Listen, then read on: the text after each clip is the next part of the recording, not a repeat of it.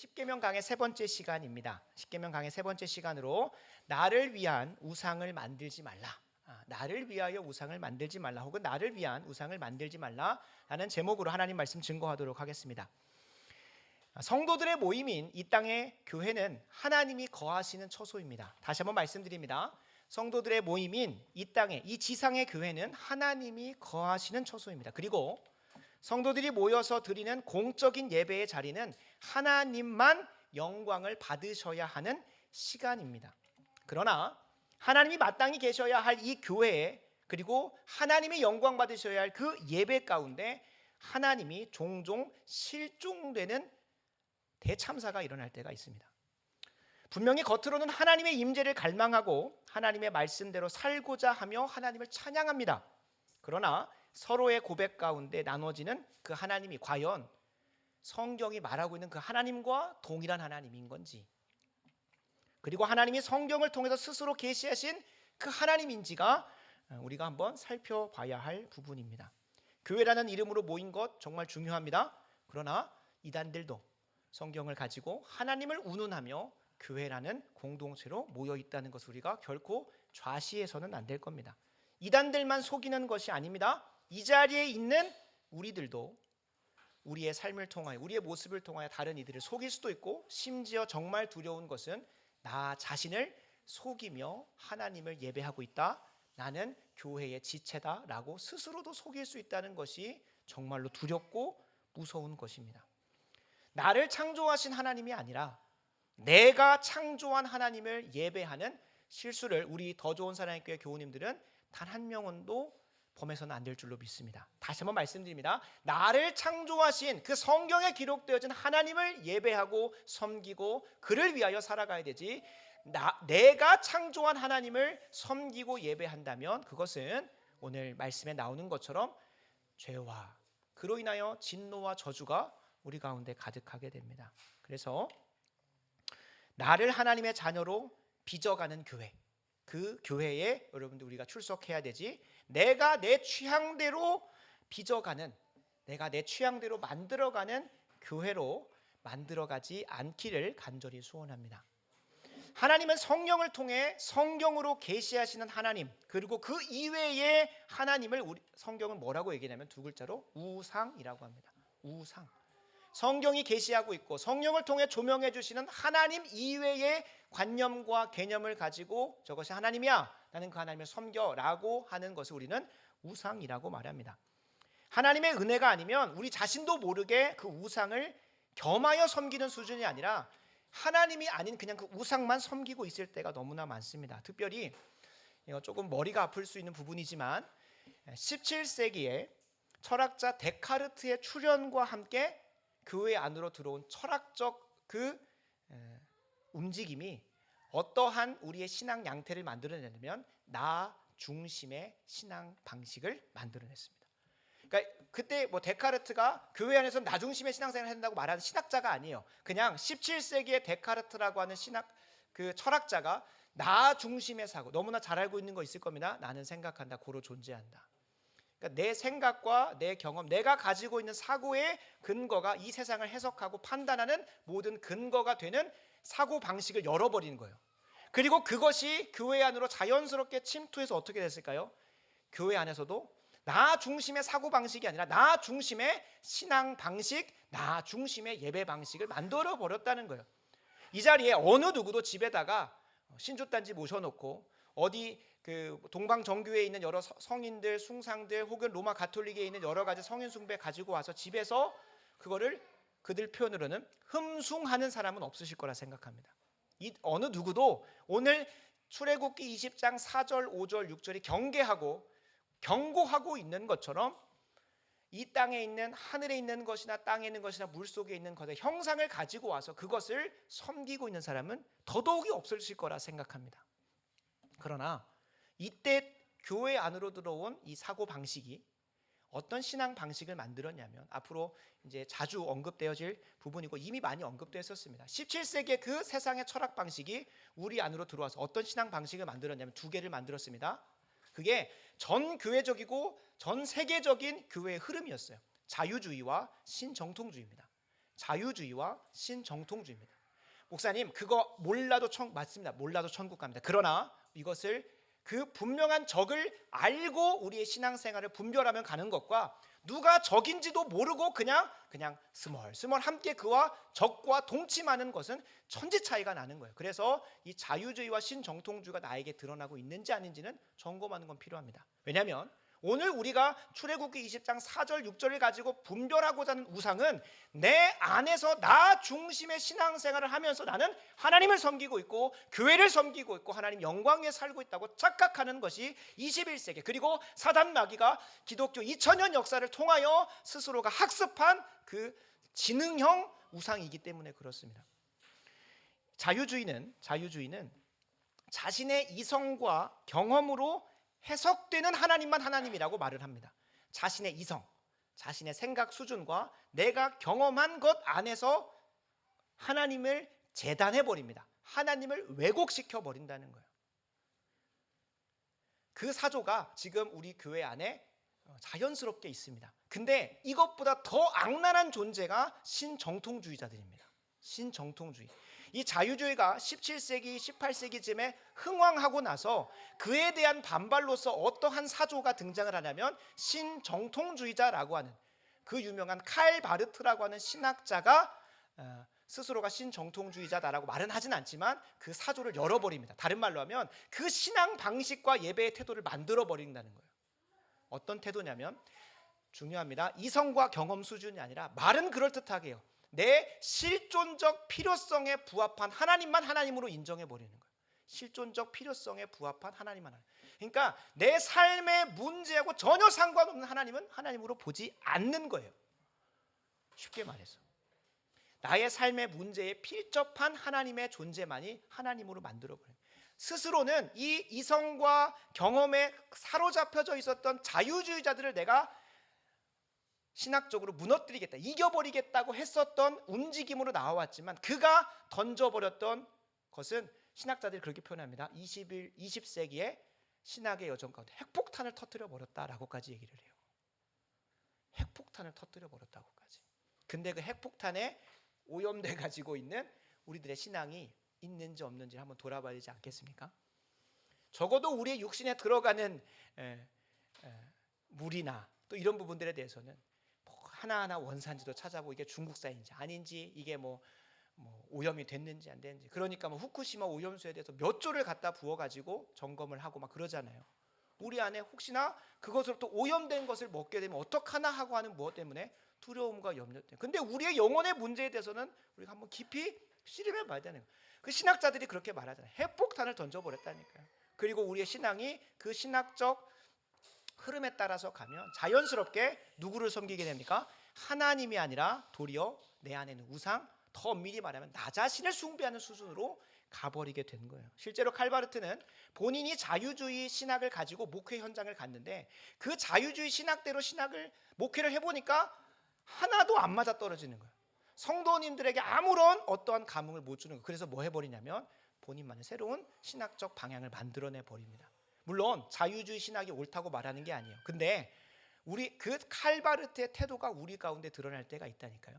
신학까지는 아니더라도 하나님 말씀이 분명히 이야기하고 있는데 그거 내 삶에 안 맞아 라고 말해놓고 내가 원하는 대로 말씀을 변형하거나 하나님을 내 마음대로 비틀어 버리고 섬기고 있지 않은지, 그게 여러분 실천적으로 우리의 삶에서 실제적으로 드러나는 실존적 필요에 따라 하나님을 마음대로 바꿔버리는 거예요. 마음대로 내 삶의 문제하고 전혀 상관이 없으면 하나님 말씀하고 전혀 같은 방향으로 가지 않는 거예요. 이러한 움직임이 한국교회 안에서는 큐티 운동으로 자리를 잡았습니다. 제가 건강하게 바른 가르침을 안에서 바른 바운더리 안에서 큐티하는 사람들을 뭐라고 하는 게 아닙니다. 성경 본문이 무엇을 말하고자 하는지 힘써 고민하고 관찰하고 연구하고 묵상하고 또 신앙의 위대한 선배들이 묵상했던 것들을 또 참고하고 배경을 분석해가지고 그 안에서 성경이 말하고자 하는 원래 의도를 찾고자 하는 노력 이후에 내 삶에 그걸 적용하는 큐티는 저는 건강하다고 봅니다. 그런데 많은 경우 오늘의 운세처럼 성경을 펴서 이 말씀이 내게 마음에 중요한 표현, 와 닿는다.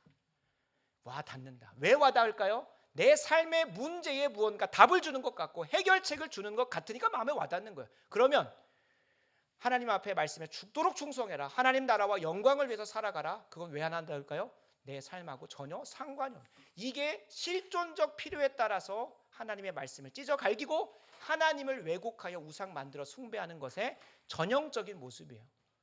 그러니까 큐티 책에서도 관찰, 연구, 묵상 스스로가 찾아보고 이것이 무엇을 얘기하는지를 한번 고민하게 하고 그 안에서 내 삶에 적용하고 하는 것은 건강한 부분입니다. 그런데 그거 다 삭제하고 오늘 하루 살아가는데 불확실한 미래죠. 오늘 한 번도 살아보지 않은 오늘 하루이기 때문에 무언가 신의 도움을 받기를 원하고 내가 뭔가 선택했다는 그 책임감으로도 도피하여서 하나님이 인도하셨다, 하나님이 그렇게 하라고 하셨다는 핑계로 내 책임을 전가하기 위해 모르는 어떤 존재에게 내 하루를 의탁하고자 하는 그 의존감을 해결하기 위해서 큐티책을 펴고 말씀을 펴가지고 읽고 있다면 우리가 한번 건강하게 돌아봐야 한다는 거예요. 그래서 우리에게 오늘 최근에 읽었었던 요셉 이야기 있죠. 요셉 이야기를 저희 뒤에 있는 책에도 요셉을 어떻게 묘사하냐면 꿈장이 요셉으로 묘사를 합니다. 맞습니다. 하나님께서 그 요셉을 이스라엘 온 백성을 구원하시기 위하여 꿈을 꾸는 또 꿈으로 인도함 받는. 근데 과연 우리가 한번 깊이 돌아볼 부분은 있습니다. 깊이 돌아볼 부분이 있어요. 과연 요셉이 보디발의 집에 가는 것도 감옥에 들어가는 것도 그 꿈을 가지고 그렇게 해석을 해간 것인지, 아니면 정말 성경은 그렇게 얘기합니다. 형들이 그의 앞에 와서 엎드려서 울며 곡식을 달라 할 때에 그때서야 뭐가 생각났다 하면 꿈이 생각났다는 겁니다. 꿈이 생각났다고 해요. 꿈장이 요셉으로 묘사할 게 아니라는 거예요. 창세기 전체의 맥락 안에서 요셉의 이야기는 무엇일까요? 야곱의 자녀들이 어떠한 인생이었습니까? 살인자요, 강간범이요, 그리고 인신매매범들이었습니다. 야곱은 그 인생이 태어날 때부터 욕심과 탐욕에 찌들어가지고 거짓말을 일삼았던 자고, 거짓말로 그 인생이 완전 망할 뻔했고 다시 살아나게 되는 자리로 가요. 근데 그때 누가 있었습니까? 요셉이라고 하는 예수 그리스도의 모형으로 등장하는 그 요셉을 통하여 누구를 바꾸어 가세요? 야곱과 그의 형제들을 회개케 하시고 복받을 존재로 바꾸어 가시는 것이 요셉 전체의 성경에서 말하고자 하는 본래 의도. 이걸 무슨 읽기라고 하냐면 신학적 해석이라고 하는 겁니다. 내가 읽고 싶은 대로 그 부분만 발췌해가지고 내 삶에 맞춰서 읽는 것은 결코 하나님이 의도하신 대로 성경을 읽는 게 아닌 거예요. 일면 맞는 부분이 있습니다. 우리가 요셉을 하나님께서 국무초로 이끌어 가시는 그 여정 속에 한 인물을 그 신학적 렌즈로 또 바라볼 때에는 다윗을 광야에서 훈련시키셨고 이스라엘 백성을 복받을 자로 광야에서 훈련시키셨고 요셉 또한 보디발의 집과 감옥에서 훈련시키셨던 것처럼 그 한 인생을 하나님께서 어떻게 복받을 자로 만들어 가시는 것으로 일면 조명하여 보는 것도 필요합니다. 그러나 우리가 그것에만 매몰되어 있으면 어떻게 될까요? 성경이 요셉 이야기를 통하여 주목하게 하는 것은 하나님이 복받을 자로 야곱과 그의 아들들을 바꿔 가시는 게 핵심인데, 그게 아니라 뭘 보게 됩니까? 나도 요셉처럼, 나도 다윗처럼, 나도 모세처럼. 누굴 보게 될까요? 하나님이 아니라 하나님이 비참하고 참노하고 가증하고 역겨운 그 인생을 완전히 새롭게 바꾸신 그 하나님께로 영광 향하는 게 누구에게로 향해요? 하나님의 역사가 드러난 그 인생에게 주목해서 그 인생을 숭배하게 되는 거예요. 그래서 우리가 조심해야 되는 겁니다. 성경을 보더라도 그냥 내가 평소처럼 보는 게 아니라. 근데 이것이 우리의 성경 읽기에만 국한돼서는 안 되고요. 무엇도 있을까요? 교회에 임하는 신앙생활의 태도도, 예배를 대하는 태도도, 또 우리에게 맡겨진 삶의 일터를 대하는 태도도. 그래서 지난주 설교 말미에 나눴습니다. 삶의 모든 영역에 하나님 말씀대로 씨름하고 고민하고 살아내 보려고 하는 것으로 여호와 하나님만 사랑한다고 실천적으로 고백하라고 말씀을 드렸습니다. 그래서 오늘 우리가 자칫 잘못하면 나는 여호와 하나님만 사랑하고 있어, 내 삶은 성경으로밖에 해석이 안 돼라고 말은 하지만 결국에 그 성경과 하나님과 교회가 포장지는 그럴싸한데 그 안에 내가 원하는 형상을, 나를 위한 우상을 만들어서 섬기고 있지 않는지 스스로 돌아보는 시간 되길 원합니다. 오늘 이 시간을 위해서 정말 많이 기도했습니다. 금요 철야 때도 오늘 이 시간에 정말로 여러분들 안에 나 스스로마저도 숨기고 있고 속이고 있는 그 우상이 드러날 수 있도록 기도를 정말 열심히 했습니다. 그래서 오늘 소그룹 가운데서도 또 나눔 가운데서도 여러분들 안에 있는 그 우상들이 분명하게 드러나 보여졌으면 좋겠습니다. 제가 계속 말씀드리는 건 로마서에 나옵니다. 우리의 눈이 어두워져서 그걸 못 본대요. 못 본대요. 그래서 그 눈이 열려지는 역사가 있어야 되고 그것을 내 입술로 고백하여 뿌리 뽑고자 기도로 씨름하는 시간들이 우리에게 필요합니다. 그래서 오늘 이 계명을 살펴보면서 교회와 예배 가운데 실종되어져 버린 하나님의 자리를 다시 복권시키는, 다시 그 자리를 찾게 만드는 시간이 되길 간절히 소원합니다. 바라고 원하옵기는 나 자신마저 스스로 속여왔던 우상들을 발견하게 되고 그 우상을 피 흘리기까지 씨름하여 하나님만 사랑하고 하나님만 예배하고 하나님 말씀에만 순종하고자 하는 자들에게 예비되어진 뭐가 있을까요? 오늘 보면 나옵니다. 1000대까지 베풀어 주시는 은혜의 복과 형통이 우리 더 좋은 사랑의 성도님들에게 이 땅에서도 가득하시길 소원합니다.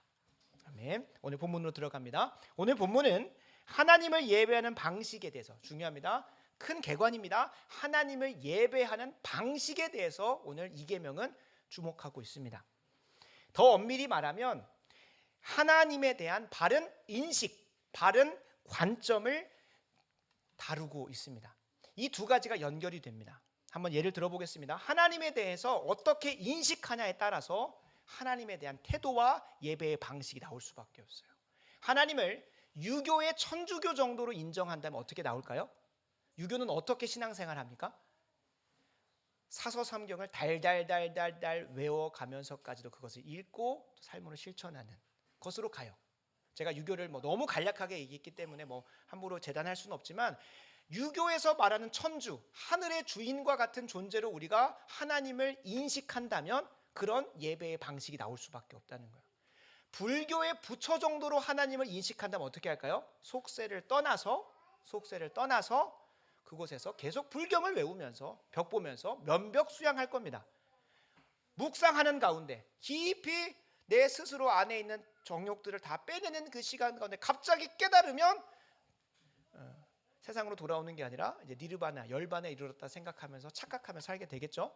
그게 하나님을 어떻게 인식하냐에 따라서 우리의 신앙의 모습과 예배의 방식이 달라진다는 거예요. 그래서 두 번째 계명은 뭡니까? 하나님에 대한 바른 인식을 얘기하고 있는 것이고 동시에 하나님에 대한 바른 예배 태도를 이야기하고 있는 겁니다.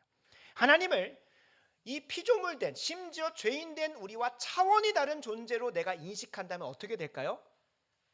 하나님을 예배하기 위하여 모였다고 하는 이 자리에 나올 때 결코 우리는 그냥 나올 수가 없습니다. 세상에 한낱 5년짜리 대통령도 그가 우리를 초대할 때에 몇 달 전부터 약속이 잡혀지고요. 그리고 이를 위하여 경호팀에서 어떤 것들을 주기사항을 가르쳐주고 어떤 걸 준비해 오게 하고 그 당일날도 1시간이나 2시간 모르겠습니다. 한 번도 초대받아보지 못해서 모르겠지만 몇 시간 전부터 그것들을 대기하고 준비시켜놔서 그렇게 할 겁니다. 안 가봐서 모릅니다. 이거는 그냥 제가 추측해 보는 겁니다. 한낱 5년짜리 대통령도 그렇습니다. 근데 온 우주 만물을 창조하시고 그 창조주 하나님이 나를 위해 구원하셨던 그 구원의 감격과 감사에 대한 바른 뭐가 있다면 인식과 관점이 있다면 우리는 결코 이 공적인 예배에서 함부로 나올 수는 없게 되는 겁니다. 이 자리를 위해서 주중의 삶을 정리할 것이고 이 자리를 위해서 토요일날 모여 힘써 기도할 것이고 이 자리를 위하여 1시간, 2시간 전에 일찍 와서 내가 뭐 더 살필 것은 없는지 돌아보면서 이 자리에 오게 된다는 것. 그리고 이 예배의 자리에서만큼은 결코 그 하나님의 만홀히 여기지 않고 망령되이 일컫지 않게 하여 내 스스로의 행동을 삼갈 것이고 또 우리에게 맡겨진 다음 세대들에게 본이 되기 위하여. 그래서 제가 이 아무것도 분간 못하는 15개월의 저 아이에게도 그런 것들을 강력하게 요구하는 거예요.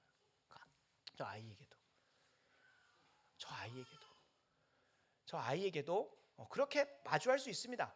아이가 뭘 알겠어요. 맞아요. 근데 어린아이 주님께로 나오게 해야죠. 그 말씀에 순종하는데 반대로 어린아이는 주님께로 나오는 거 금하지 말아서 나오긴 하는데 도리어 하나님의 이름을 망령되일 건데 그냥 방종하고 내두고 있다.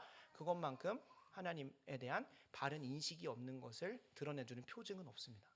그래서 이 예배의 방식을 보면 적어도 이 공적인 예배 자리에서 내가 어떻게 하는지가 하나님을 바르게 인식하는지를 보여주는 것이고, 이 자리에서 예배에 성공하고 있는 사람들은 자연스럽게 어디로 갈 수밖에 없을까요? 사적으로 드려지는 삶의 예배 가운데 분명히 하나님께서 예비하신 대로 살고 있을 것이고, 거기서 끝나는 것이 아니라 오늘 말씀에 약속된 것처럼 천대까지 은혜를 베풀어 주시는 그 여정 속에 있으실 거로 저는 확신합니다. 그러니까 이 예배의 자리가 하나의 빙산의 일각이고 표본인 거예요. 저는 이 자리에서 그것밖에 볼 수가 없어요. 그러니까 이 자리에서 뭐 조시거나 혹은 잘 준비하지 않아서 딴짓거리하고 있으면 뭐 여러분들에 대한 긍휼함과 안타까움도 있지만, 저는 가장 먼저는 하나님 사랑이 우선이기 때문에 하나님에 대한 경홀함과 만홀함 때문에 이제 마음 가운데 그 비느하스의 창과 같이 금송아지 사건 앞에서 레위 자손들이 앞다투어서 하나님의 영광을 저해했던 자들을 척결하였듯이 그런 마음이 일어나는 겁니다. 그래서 여러분, 우리가 이 공적인 예배 자리 가운데서 승리하고자, 그걸 승리하고자 하는 게 아니라 하나님에 대한 바른 인식을 우리가 함께 갖고자 힘쓰셨으면 좋겠습니다. 그러려면 우리 안에 하나님을 위한다고 생각하고 해왔지만 하나님이 결코 말씀하시지도 않았고 결코 원하시지도 않았고 심지어 경멸하시고 증오하시는 것을 하고 있지 않은지 스스로 돌아보는 시간들이 필요합니다. 왜 그럴까요? 여러분, 우리가 창세기 32장을 다 읽을 건 아니지만 창세기 32장 1절 4절에 분명히 아론과 그 이스라엘 백성들은 애굽에서 인도하여 낸 그 하나님을 예배하기 위해서 금송아지 사건을 만들어버려요. 금송아지 사건을 만들어버린다고요. 그리고 금송아지를 향해서 아론이 뭐라고 선포하냐면, 이스라엘아, 이는 그들 전체가 그렇게 고백합니다. 이스라엘아, 이는 너희를 애굽 땅에서 인도하여 낸 너희 하나님 신이라는 거예요. 하나님을 떠난 적 없어요. 근데 본인이 보기에 좋고 원하는 대로 뭘 만들어 버렸어요? 우상을 만들어 버린 거예요. 우상을 만들어 버린 거예요. 그들이 처음에 만들 때도 이렇게 얘기했습니다. 우리를 인도할 신을 만들라. 근데 여기서 빠진 부분, 중요한 부분이 뭐냐면 우리를 위하여라는 거예요. 우리를 위하여. 우상은 뒤에서 나누겠지만 오늘 20장 4절에서 나오지만 나를 위하여 만드는 것이 우상이에요. 나를 위하여. 교회 하나님을 위한 곳입니다. 예배 하나님을 위한 곳입니다. 근데 거기에 누가 되면 나 중심의 사고가 되고 나 중심의 신앙이 되면 그때부터는 이 모든 게 다 우상이 되는 거예요. 많은 사람이 이렇게 얘기할 수 있습니다. 이게 신앙의 유익이 되더라고요. 내 신앙에. 하나님의 영광의 유익이 되게 하는 게 아니라 내 신앙의 유익이 되기 때문에 이것도 하고 저것도 하고 저것도 하는 거예요. 포장지는 좋습니다. 나의 신앙 앞에 뭐도 붙일까요? 하나님에 대한 나의 신앙을 위하여 우상도 만들고 형상도 만들고 했다는 거예요. 그러니까 이게 정말 분별하기가 어렵다는 거예요. 분별하기가. 하나님께서 이게 우상이라는 것을 분별해 주셔야만이 뭐가 될까요? 아, 내가 우상 숭배하고 있었구나 라는 것들을 분별할 수 있는 겁니다. 이 계명이 분명히 경고합니다. 출애굽기 20장 4절 제가 읽겠습니다. 너를 위하여 새긴 우상을 만들지 말고 또 위로 하늘에 있는 것이나 아래로 땅에 있는 것이나 땅 아래 물속에 있는 것에 어떤 형상도 만들지 말며라고 얘기해요. 하나님께서 이거를 왜 이렇게 얘기하셨냐면 그 당시의 언어와 그 당시의 사람들은 뭘 만들었을까요? 이미 아론과 이스라엘 백성들은 태어나면서부터 애굽의 신과 문화를 가지고 살아갔어요. 세상에서 어떤 신을 보며 살았습니까? 하늘과 땅과 우주와 이런 것들을 주관하는 어떤 것, 금신상, 목신상, 석신상을 보며 살았어요. 그러니까 본인이 가지고 있었던 기존의 신관을 가지고 신에 대한 관점을 가지고 뭘 만든 거예요? 하나님에 대한 우상을 만들어 드린 게 금송아지 사건인 거예요. 그래서 우리가 정말로 하나님을 위한다고 하면서도 세상의 철학과 지혜와 그런 것들을 가지고 와서 나를 위하여 무언가를 만들고 있지 않은 돌아봐야 되는 부분들인 거예요. 그래서 주님께서 분명히 너를 위하여, 그러니까 자신들을 위하여, 자신의 신앙의 유익을 위하여 새긴 우상을 만들지 말라. 목사님, 저는 그런 석신상, 금신상, 목신상 안 만든 맞아요. 근데 그거를 그냥 문자적으로만 가지고 볼 게 아니라 성경 전체의 맥락 안에서 과연 우리가 하나님이 성경을 통해 자신을 계시하신 그 온전한 모습대로 그분을 인식하고 그분에 대해서 예배하고 있는가를 돌아봐야 되는 부분인 거예요. 그분을 돌아봐야 되는 부분인 거예요.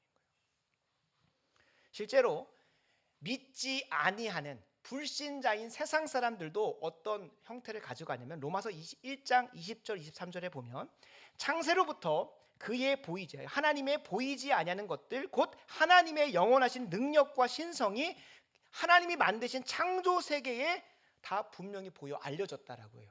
그러니까 세상 사람들도 이 온 우주 만물의 자연 섭리와 이런 것들을 보면 하나님이라는 존재가 있다는 건 알아요. 그리고 거기에서 어디까지 나가냐면 중요한 건 그걸 통하여 신이라는 존재를 알게는 된다. 하나님을 알되 하나님을 영화롭게도 아니하고 감사하지도 아니하고 오히려 그 생각이 허망하여져서 미련한 마음으로 어두워졌다라고 해요. 근데 누구도 예외치 못한다는 겁니까?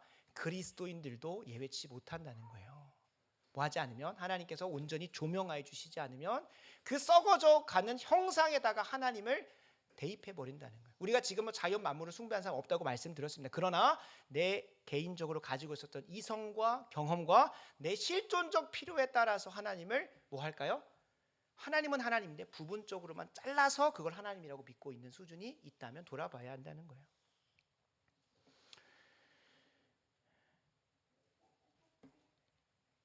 우리가 더욱더 실천적으로 우리가 우상 숭배하고 있는지를 한번 돌아볼 때 공적인 예배가 어떠해야 되는지 여러분 신앙 한번 성경적으로 고민해 보신 적 있습니까? 우리가 하나님께 습관을 쫓아서 항상 해야 되는 그 기도, 그것에 대해서 이게 성경적으로 하는 것인지 돌아보신 적 있으십니까? 성경 본문을 어떻게 읽어야 하는지, 예배 공간과 분위기는 어떻게 해야 되는지, 헌금은 어떻게 해야 되는지, 그리고 우리가 정말로 만오력이고 잘못하고 있는 것 중에 하나가 성찬은 어떻게 임해야 되는지, 왜 하나님께서 이것들을 우리 이 교회 가운데 두셔서 우리에게 주님 다시 오실 때까지 계속 지키라고 하셨는지, 그것에 대한 분명한 의미와 의도대로 내가 임하고 있지 않다면 그거 다 우상숭배입니다. 제가 말씀드렸어요. 저는 여기 와서 계속 던지고자 했었던, 계속 고민하고 씨름하고자 했었던 건 예배를 과연 하나님이 기뻐하시는 방식대로 드리고 있는지요. 이건 어디서 나올까요? 하나님에 대한 바른 인식으로부터 이 예배의 태도와 공적인 예배 순서가 다 우리보다 더 경건했고 우리보다 유튜브나 미디어나 그런 것들에 노출이 안 됐었던, 오직 하나님만 바라보면서 그 인생 전체를 드렸던 신앙의 선배들을 하나님께서 톡 선택하셔서 만들어 놓으신 예배 모범과 가르침대로 씨름해 보려고 해요. 저는 더 그들보다 경건치 못하고 더 연약하기 때문에 하나님께서 그들을 통하여 보여주셨던 것들을 한번 씨름해 보려고 하는 거예요. 그러니까 우리가 그들의 본을 따라서 예배를 제대로 드리려고 하고 있는지, 예배의 각 순서마다 하나님이 의도하신 대로 하고 있는 건지, 내 느낌대로 하고 있지는 않은지, 내가 이 자리에서 뭔가 그런 느낌이 오면 오늘 예배 잘 들었다고 착각하고 있지는 않은지, 기도를 드릴 때 주님께서 분명히 기도를 가르쳐 주시면서 두 가지를 경계하셨어요. 너희의 먹을 것과 필요를 따라서 기도하지 말라고 하셨고, 다른 사람에게 보여주기 위해서, 다른 사람에게 보여짐으로 내가 기도하고 있는 경건한 존재다라는 걸 보이기 위한 외식하는 기도하지 말라고 하셨어요. 그럼 뭘 기도해야 됩니까? 주님께서 가르쳐 줬습니다. 주님께서 가르쳐 주신 주기도문이 있어요. 주님 가르쳐 주신 기도를 하나님의 이름이 거룩히 여김 받게 내가 기도하고 있는지, 하나님의 나라가 이 땅 가운데 임하기 위해 기도하고 있는지, 땅에서 하나님의 뜻이 이루어지길 기도하고 있는지, 이 모든 것을 위하여 내가 오늘 하루를 살아갈 필요를 구하고 있는 것인지, 그 내 기도를 한번 돌아보고 있으시냐는 거예요. 저 스스로도 뒤에서 나누겠지만 얼마나 가증한 우상 숭배자였는지 저는 이 말씀을 준비하면서 더 처절하게 고백을 했습니다. 저는 어렸을 때 공부 잘하고 시험 잘 보고 좋은 대학 가게 해달라고 하루에 2-3시간씩 열심히 기도했습니다. 근데 저는 기도라고 생각 안 합니다. 철저한 하나님이 듣기도 거북해 하시고 역겨워하시는 우상숭배였다고 저는 고백합니다. 2014년 주님께 앞에 나아가 회심하기 이전에 주님께 드렸다고 말하는 그 섬김과 알량한 수고가 결코 하나님 앞에서 기쁘게 받으실 만한 예배가 됐다고 생각한 적 옛날에는 있었을지 몰라도 지금 이 자리에서는 결코 그렇게 생각하고 싶지도 않습니다. 주님 앞에 내 필요를 따라서 하나님을 요술램프 진이로 만들어 버렸고, 제가 대학생활 동안 시간을 걸쳐서 교회 와가지고 섬기고 갔었던 그 시간들, 저의 구원의 확신이라고 하는 그 알량한 표징을 위해서 하나님께 드렸던 시간들이었습니다. 그렇게 고백합니다. 진짜로 그렇습니다. 그리고 방언을 위해서 기도할 때도 누군가의 유익을, 성경대로 방언을 구하거나 기도한 것도 아니었고, 방언을 구했던 것, 교회를 열심히 섬긴다고 착각했었던 그 모든 시간들은 하나님 앞에 가증한 우상숭배였습니다. 왜 그럴까요? 이렇게 하지 않으면 내 종교적 열심이 나를 구원한다고 생각하며 살아갔기 때문에. 그래서 그 결과가 무엇이었을까요? 많은 사람들은 목사님 그런 시간들이 과정되어져 가지고 하나님 앞에 나간 겁니다. 과정신학자들처럼 과정을 통하여 그렇게 가니까 다 합력하게 선되지 않았습니까? 아니요, 철저하게 구분하셔야 됩니다. 여러분 뒤에서 나누겠지만 내 신앙의 문제에 있어서 결코 후하시면 안 됩니다. 다른 사람을 섬기고 베풀고 할 때는 후하다 못해 넘치도록 하셔야 되지만 내 영혼의 문제에 대해서는 결코 후하시면 안 됩니다. 하나님의 성경 말씀에 비추어봐 신학적 엄밀함을 가지고 나는 과연 구원의 여정 가운데 있는지, 내가 진짜 하나님을 우상 숭배하는 게 아니라 참되게 예배하고 있는지를 돌아보셔야 돼요. 왜 그럴까요? 한 번밖에 없는 인생이기 때문에 그렇습니다. 이 땅에서 어떻게 사느냐에 따라 저 천국 가냐 지옥 가냐도 정해지고, 이 땅에서도 3, 4대까지 흘러가는 진노와 저주 가운데 울며 이를 가며 사는 인생이 열린 반면, 정말로 하나님을 사랑하고 계명을 지키며 주님을 참되게 예배하는 자에게는 천대까지 베풀어 주시는 은혜가 우리가 그냥 기복주의 바라보자고 하는 게 아닙니다. 허락되어진 약속 안에서 우리가 구하는 겁니다. 그래서 여러분 정말 내 인생의 문제에 있어, 내 영혼의 문제에 있어서는 절대 후하시면 안 됩니다. 성경 말씀의 기준 비추어보아 잘못하고 있다면 하나하나 뜯어 고쳐가면서라도, 여러분 천주교가 얼마나 열심으로 하는지 아십니까? 그 하나님 말씀을 자신의 마음대로 바꿔가지고 자신을 위하여 얼마나 많은 우상 숭배를 갖다 넣었는데 그들의 열심이 정말 하늘을 찌릅니다. 중세 로마에서, 중세 카톨릭에서 수도원에 들어가서 그들이 구원을 위하여 열심히 달려갔던 그런 모습들, 자신을 채찍질하면서, 그게 교리 안에 있어요. 자신의 구원을 위하여, 자신의 영혼을 위하여 얼마나 자신을 하는지 모릅니다. 지금 요즘 다니는 카톨릭 신자들은 교리는 알고 다니는지 모르겠습니다. 대부분 그들은 어떤 걸 위하여 갈까요? 나를 위하여 내게 거룩한 감정을 주고 거룩한 분위기를 만들어주고, 뭔가 가면 거룩하다는 표현도 아니에요. 홀리해진다 그래요. 홀리해지는 그 기분과 감정을 느끼기 위해서 천주교로 가요. 천주교는 정말로 이단 중에 이단이요 적그리스도 중에 적그리스도 세력인데, 성경과 하나님과 교회라고 하는 것들을 다 차용해가지고 우리가 너무나 좋은 표현인데 카톨릭이라는 표현을 우리가 못 씁니다. 카톨릭이라는 표현은 가장 성경적인 표현이에요. 하나님께서 온 우주 보편적으로 이 땅에 교회를 세우셨다라고 하는 그 카톨릭이라는 표현을 우리가 못 써요.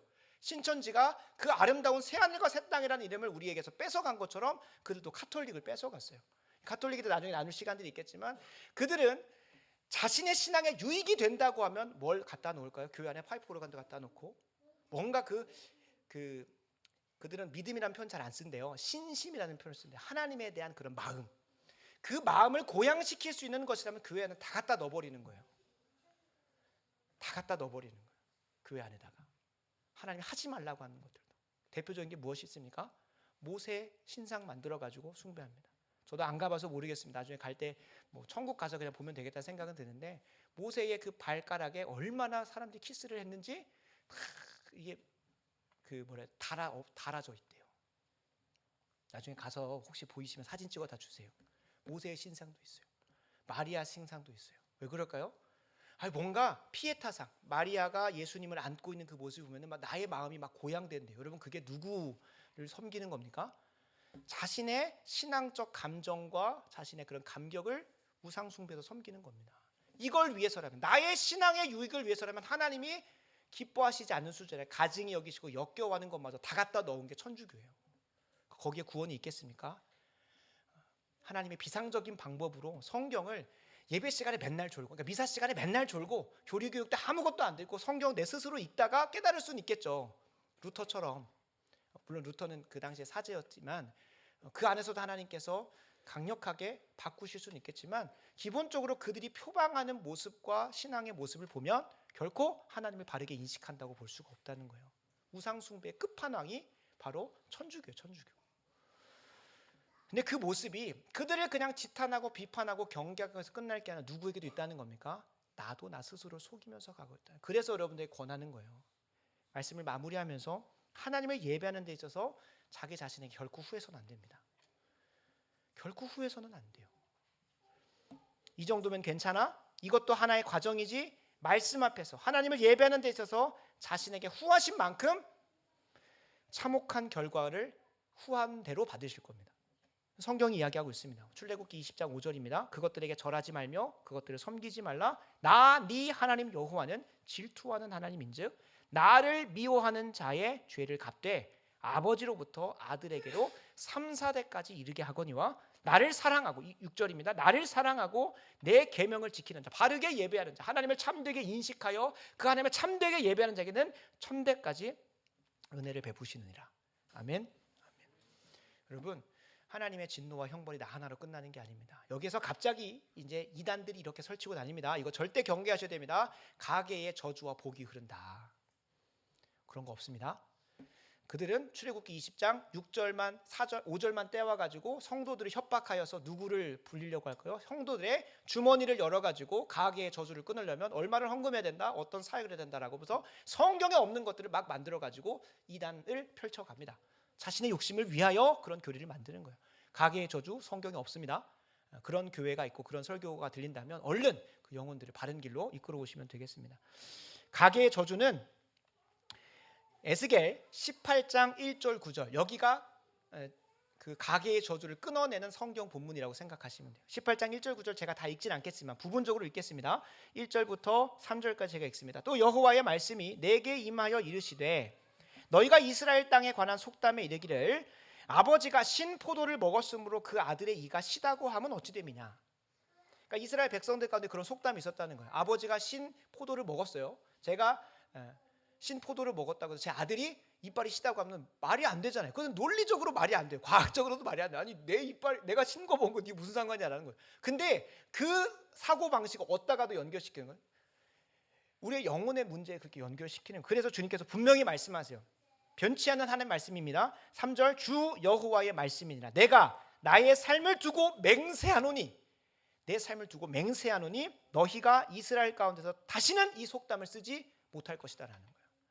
하나님이 가증히 여기시는 세상의 낭설이고 통념이라는 거예요. 가계의 저주 없습니다. 다만 주께서 말씀하십니다.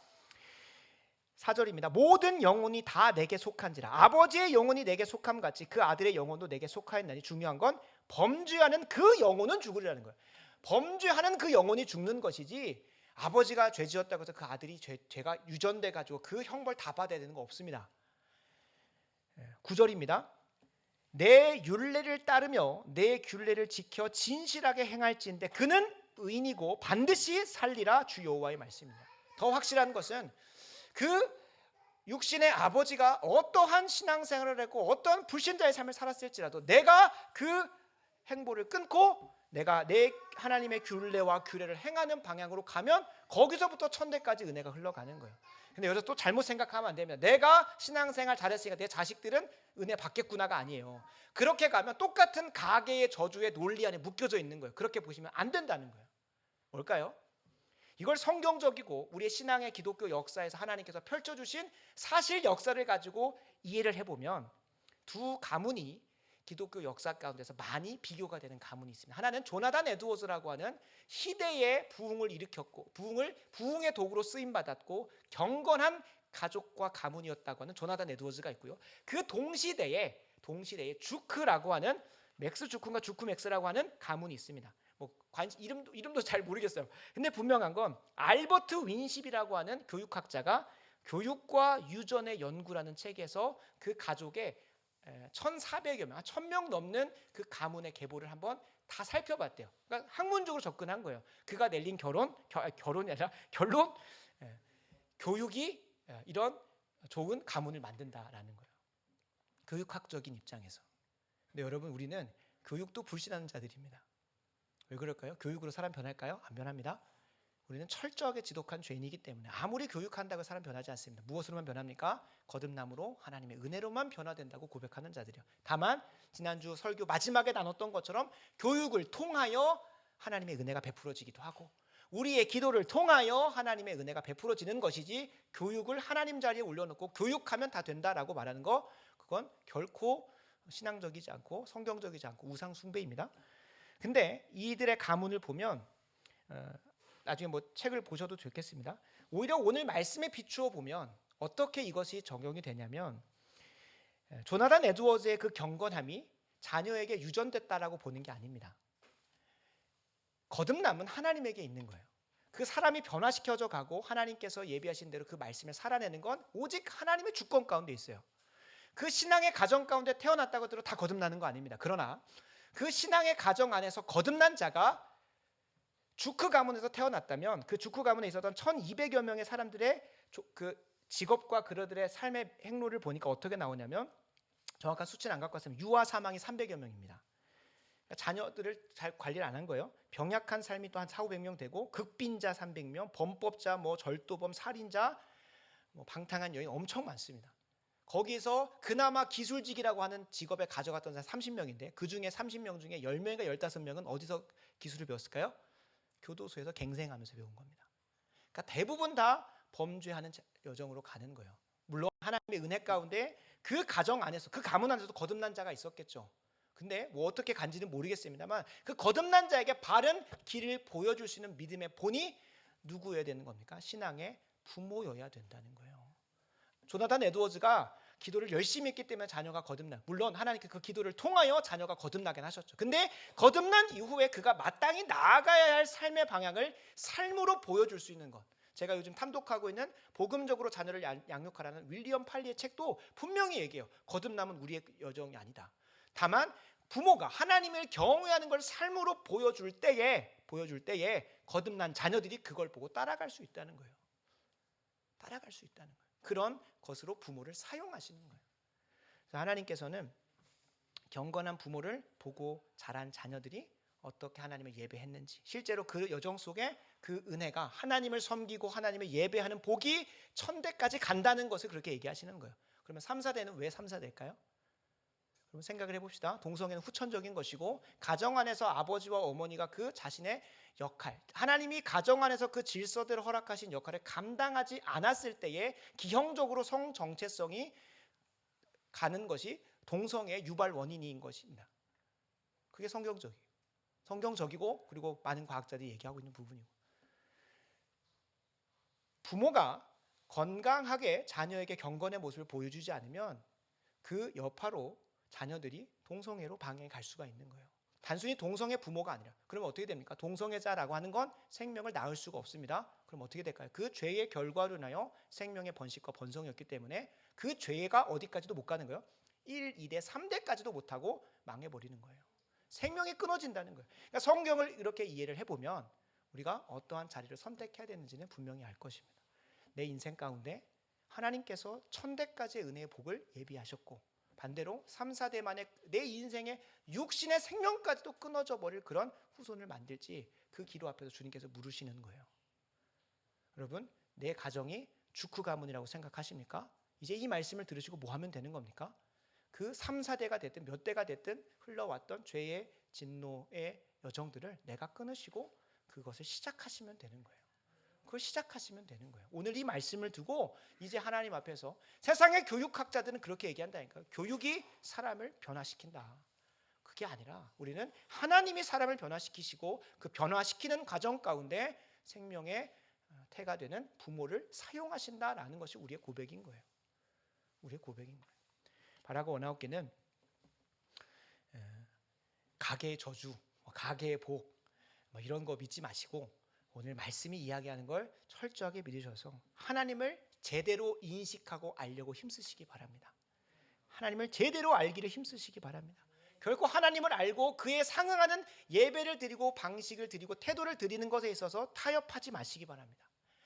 오늘 우리가 기도할 때 참 오늘 주일 설교와 같이 항상 맥체인 성경 읽기는 항상 가이드를 줘요. 두 사람이 비교되지 않습니까? 엘리사벳과 사가랴는 자신의 경험과 자신의 지식 앞에서 천사들을 통하여 직통 계시한 것마저도 뭐합니까? 주님 그게 되겠습니까? 라고 하는 거예요.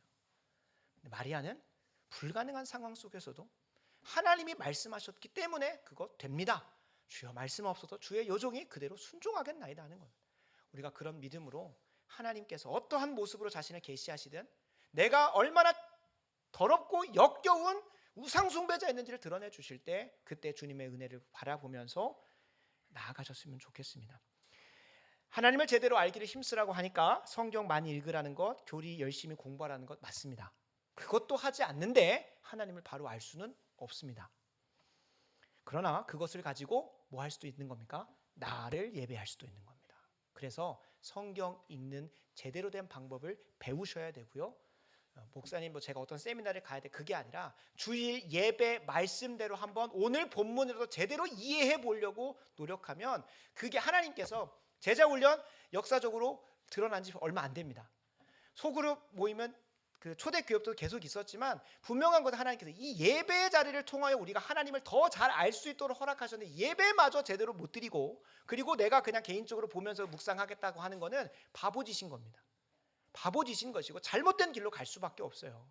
그래서 하나님께서 성도의 어머니로서 교회를 허락하셨고 칼빈은 교회 밖에는 구원이 없다고까지 얘기하잖아요. 가톨릭도 교회 밖에 구원이 없다고 하거든요. 다른 의미예요. 교회에서 바른 가르침 안에서 하나님을 바르게 인식할 수 있도록 하는 가르침과 양육과 인도함이 없으면 성경을 가지고도 이단을 할 수 있고 가계의 저주니 가계의 복이니 그런 거 하면서 헌금 강요한 데 가서 열심히 할 수도 있기 때문에 교회 밖에는 구원이 없다고까지 얘기하는 겁니다. 바라고 원하옵기는 주일 예배 가운데 선포되는 말씀을 잘 묵상하시면서 그 안에서 하나님이 어떠한 분이신지 알기를 힘쓰시기 바랍니다. 그 안에서 드러난 우상 숭배가 있다면 하나님 앞에 가서 씨름하셔서 뽑아내시기 바랍니다. 그래서 바라고 원하옵기는 나중에 누군가가 우리의 인생을 혹은 하나님께서 우리의 인생을 보실 때 주크 가문으로 판명나는 것이 아니라 천대까지 은혜가 펼쳐져서 조나단 에드워즈의 가문 어떻게 됐냐면 1400명을 조사해 봤는데 대학교 총장 13명, 교수 65명, 목사 100명, 변호사 100명, 판사 130여 명, 부통령 1명이라는 데도 있고 2명이라는 데도 있고요. 상원의원 3명, 국회의원과 외교관 다수, 주지사 3명, 시장 3명, 셀 수 없는 소위 말해서 세상의 복마저도 다 거머쥐어서 하나님 영광 드러내는 복된 삶 살아간다는 거예요. 제가 하나님 말씀 잘 믿으면 잘 따르면 이런 거 될 수 있습니다라고 말하는 기복주의적인 거 말하는 게 아닙니다. 하나님 말씀대로 잘 예배하고 주님 뜻대로 살아가면 이러한 복은 자연스럽게 우리에게 부어질 수 있는 것이라는 거예요. 이걸 목적 삼자고 하는 게 아닙니다. 목적은 하나님의 영광을 위해 사는 겁니다. 하나님 목적을 거기에 둘 때 우리에게 뭐가 따라온다고요? 복과 형통과 영생은 그냥 부어지는 겁니다. 그 은혜가 우리 모두에게 열렸으면 좋겠습니다. 기도하겠습니다. 아버지 하나님, 오늘 일평생 붙들고 갈 말씀을 허락하여 주심에 감사합니다. 우리가 쉬지 않고 나 자신을 위하여 우상을 만들어 섬기고 있음을 깨닫게 하여 주심에 감사드립니다. 나 자신마저 속이면서 예배하고 있었던 우상들을 발견하게 하여 주시사 오직 은혜로 뿌리 뽑게 하여 주시옵소서. 성경이 말하는 하나님을 바르게 인식하게 하여 주시고 그 인식에 대한 합당한 예배와 그 태도와 삶의 방식으로 살아가게 하여 주시옵소서. 이를 통하여 참된 예배자에게 예비하신 자손 천대까지 흘러가는 경건의 유전과 은혜가 가득하게 하여 주시옵소서. 말씀대로 살아내게 하실 우리 구주 예수 그리스도 이름으로 간절히 기도드립니다. 아멘.